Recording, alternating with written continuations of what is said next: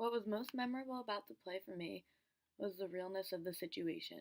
I found the realness of the situation, which was the sexual assault, to be meaningful because it is something all college kids can relate to, whether a personal matter or something that has happened to a friend or even something that has happened to a former student at the same school or neighboring school. Whatever the case may be, one can definitely have empathy for the situation at hand, which is sexual assault, and the power social media has to spread information instantly within nanoseconds. The most evocative thing was the thought of a typical teenage girl in tight, revealing clothes stumbling to a party with a group of big, muscular football players trailing behind, kind of ready to pounce. It was startling to think about how they all went about raping the poor girl because, although we are aware these sorts of things happen, it is still appalling to fathom. One prominent theme in the play is nonverbal communication. A specific example from the play of how the theme is expressed is there was no consent between the males who sexually assaulted the female, since she was not coherent at the time. Also, people did not find out via word of mouth but rather social media. A second prominent theme in the play is technology in society can be both bad and good.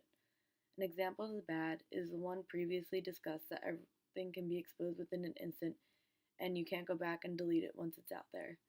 However, a good thing that could come out of it is how one student, Skylar, thought to call the police after seeing all of this online. A third prominent theme in the play is the role of females. For instance, one best friend, Daphne, was blamed for not watching Chloe at the party, but really was it her responsibility?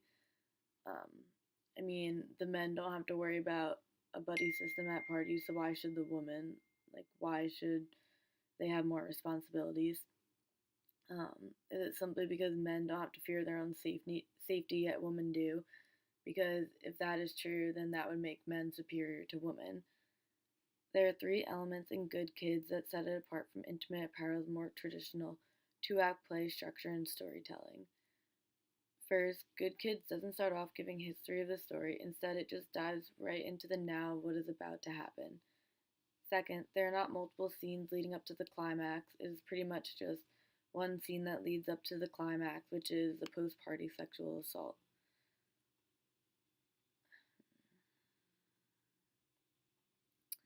Third, Good Kids doesn't end with much of a resolution since the girl Chloe is still physically and emotionally scarred.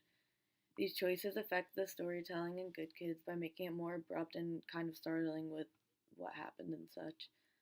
Gender and sexuality are depicted in Good Kids. It is either reinforced, resisted, or reinvented how we see ourselves or how others see ourselves.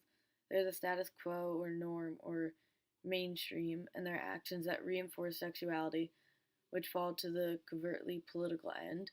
Then there are depictions that resist sexuality, which fall to the overtly political end. This reveals the truth, which tackles socially taboo subjects such as sexuality. In Good Kids, it is reinforced that females are inferior to males, and the question is raised if the roles will ever become equal or even eventually reversed.